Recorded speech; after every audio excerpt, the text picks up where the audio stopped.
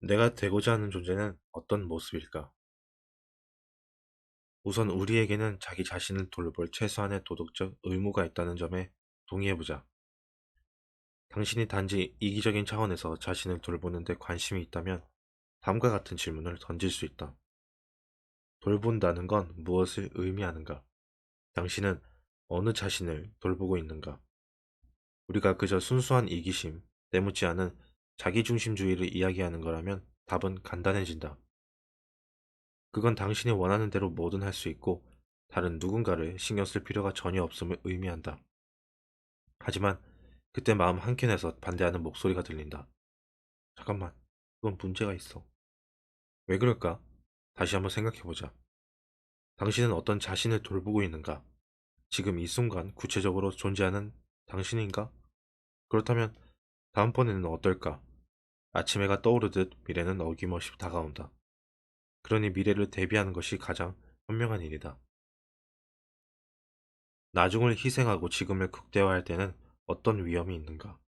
당신 입에서 경솔하고 과격한 말이 막 나오려 한다고 상상해보자. 당신은 절대 봐주지 않겠어라고 생각하며 부당하고 잔인한 말들을 떠오르는 대로 마구 쏟아낼 것이다. 그 순간 막혔던 속이 뻥 뚫리는 기분을 느끼면서 분통을 터뜨린 것에 만족할 것이다. 하지만 곧바로 당신은 난처해지고 꽤 오랫동안 난감함에서 벗어나지 못할 것이다.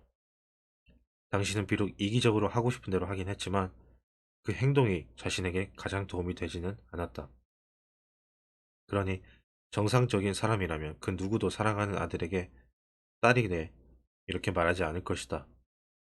자 얘들아, 그때그때 기분 내키는 대로 행동하면 돼. 다른 건 신경 쓰지 말고. 우리가 그렇게 말하지 않은 까닭은 당신에게 그랬듯이 아이들에게도 미래가 다가온다는 사실을 잘 알기 때문이다. 어떤 것에 순간적으로 행복을 느낀다고 해서 그것이 본인에게 가장 유익하다고 할 수는 없다. 그렇게만 되면 인생은 정말 간단하겠지만 지금의 당신이 있는 것처럼 내일의 당신이 있고 다음 주에 당신, 내년에 당신, 5년 뒤에 당신, 10년 뒤에 당신이 있으니 가혹할지언정 당신은 모든 당신들을 고려해야 한다. 이 저주는 인간이 미래를 발견하고 그로 인해 일의 필요성을 깨달은 것과 관련이 있다. 일을 한다는 건 앞에 놓인 것의 잠재적 향상을 위해 현재의 즐거움을 희생한다는 뜻이다. 물론 아주 먼 미래에 존재하는 당신들은 얼마간 무시하는 게 유용할 때가 있다. 미래는 불확실하기 때문이다. 현재의 행동이 20년 뒤에 끼칠 영향을 지금 영향을 받는 정도로 걱정하는 것은 적절하지 않다. 이 책을 읽고 있는 당신은 지금 여기에 존재할 확률이 100%인 반면 20년 뒤에 존재할 확률은 그보다 낮기 때문이다. 그리고 너무 먼 곳을 바라볼 때 예측은 빗나갈 수 있다. 시간 거리가 멀어질수록 불확실성이 커지기 때문이다. 그럼에도 합리적인 사람은 여전히 훗날을 대비한다. 따라서 우리가 말하는 미래란 다음과 같은 미래다. 만일 당신이 자신을 돌보고자 한다면 당신은 이미 사회적 책임을 짊어진 셈이다. 당신이 돌보고 있는 그 당신은 모든 시간에 걸쳐 존재하는 당신들의 집합, 일종의 공동체이기 때문이다. 한 개인으로 이루어진 이 사회를 고려해야 할 필요성은 인간에게만 주어진 특별한 짐이자 기회다. 동물은 우리 인간과 같은 방식으로 미래를 고려하지 않는 듯하다. 아프리카 초원에 가면 뛰노는 얼룩말 무리와 그들 주변에 어슬렁거리는 사자들을 볼 수 있다. 사자가 근처에 누워 쉬고 있는 한 얼룩말들은 별로 걱정하지 않는다. 인간의 관점에서 이런 얼룩말의 태도는 좀 경솔해 보인다. 그러지 말고 사자가 자러 갈 때를 기다린 뒤 구석에 모여 뭐라도 대책을 세운 다음 자고 있는 사자에게 때로 달려들어 밟아 죽여야 하지 않을까. 그러면 사자 문제가 말끔하게 해결될 텐데. 하지만 얼룩말들은 그렇게 하지 않는다. 그들은 이렇게 생각한다. 아, 사자들이 축 늘어져 있군. 저렇게 쉬고 있는 사자는 아무 문제가 안 돼. 얼룩말은 시간 관념이 아예 없는 듯하다. 시간을 건너뛰며 그들 자신을 개념화하지 못한다. 하지만 인간은 용케 자신을 개념화할 수 있을 뿐 아니라 다가오는 시간을 뿌리치지도 못한다. 우리는 오래전에 미래를 발견했다. 미래는 우리 각자가 살아갈 잠재적 공간이다. 우리는 미래를 현실로 취급한다. 지금은 미래가 있을 수 없는 현실이지만 결국에는 지금이 될 확률이 높기 때문이다. 따라서 우리는 부득이 미래를 고려하게 된다. 당신은 자기 자신과 꼭 붙어 산다. 당신은 바로 지금의 당신과 미래의 당신을 모두 책임져야 한다. 만일 자기 자신을 올바로 대하고 싶다면 당신은 시간을 건너뛰며 되풀이되는 당신의 재현을 고려해야 한다. 우리는 오늘 나 자신과 게임을 해야 하는데 그 게임이 내일, 내달, 내년에 할 게임에 방해가 되지 않아야 한다. 따라서 편협한 이기심은 역효과를 부른다. 이런 이유로 철저한 개인주의, 윤리는 한마디로 모순이다. 자기 자신을 대해야 하는 방식과 다른 사람을 하는 방식은 사실 별 차이가 없다. 예를 들어 결혼 생활에서 배우자와의 문제는 당신 자신과의 문제와 같다. 당신은 반복되는 게임의 결과들을 떨칠 수 없다.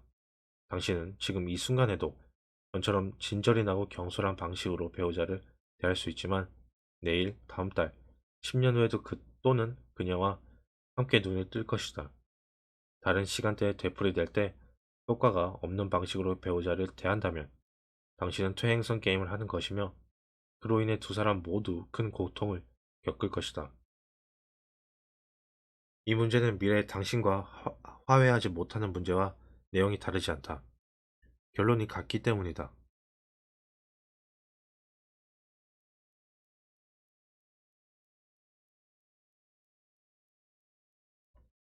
행복과 책임. 사람들은 누구나 행복하길 원한다. 당연한 일이다. 나는 다시 행복해지기를, 바로 지금 행복하기를 간절히 바랐던 적이 많다. 분명 나만 그렇지는 않을 것이다.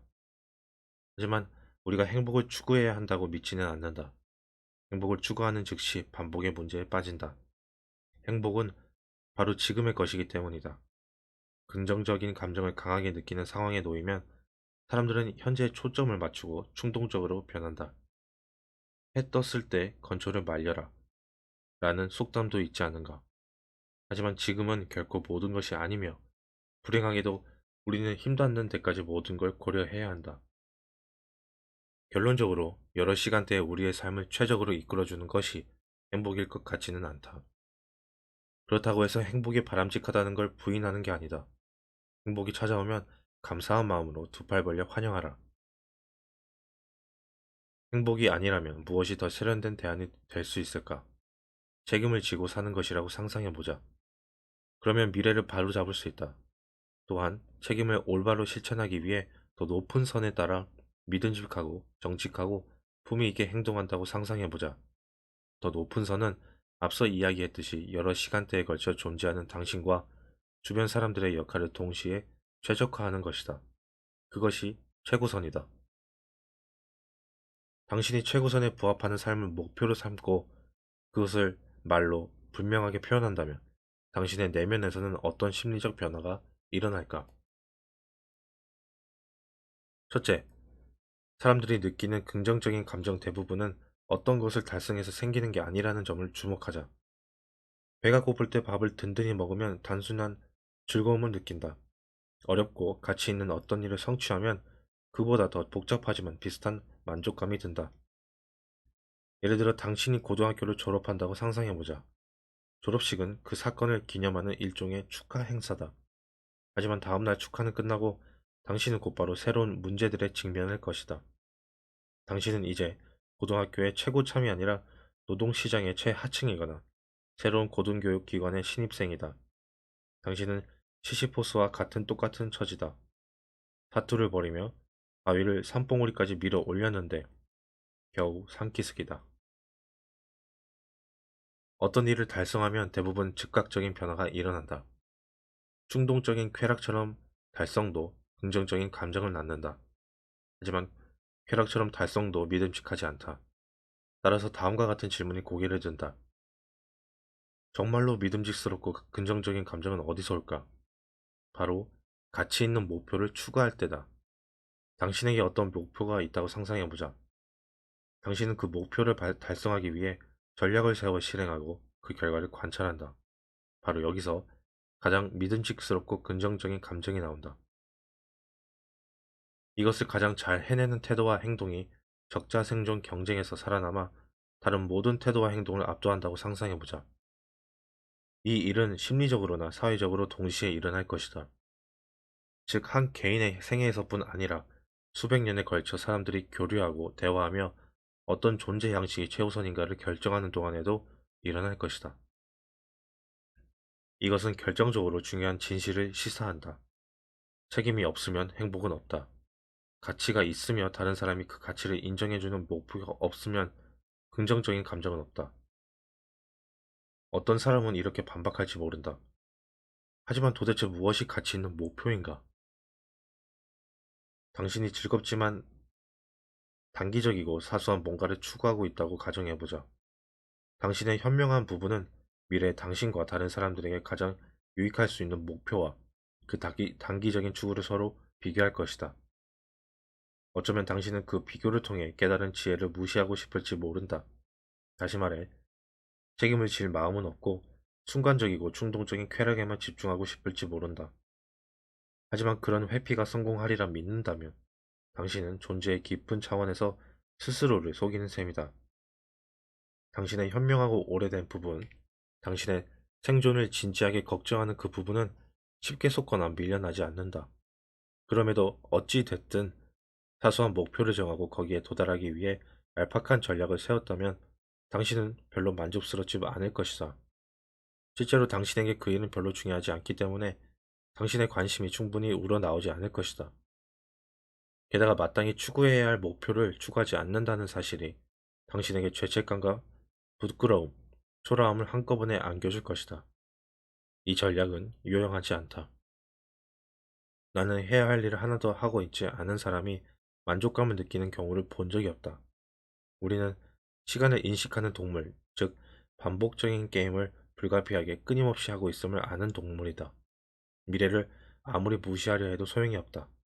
우리는 날카로운 자의식을 가진 존재이자 생애 전반에 걸쳐 자기 자신을 개념화하는 존재이기 때문이다. 우리는 미래에 매여 있다. 도망치는 건 불가능하다. 어떤 것에 매여 있어서 그것으로부터 도망치는 것이 불가능할 때 취할 수 있는 올바른 태도는 자발적으로 돌아서서 그것에 맞서는 것이다. 단기적이고 충동적인 목표를 버리고 더 큰 목표를 가져라. 그것이 모두에게 장기적으로 도움이 되는 행동이다.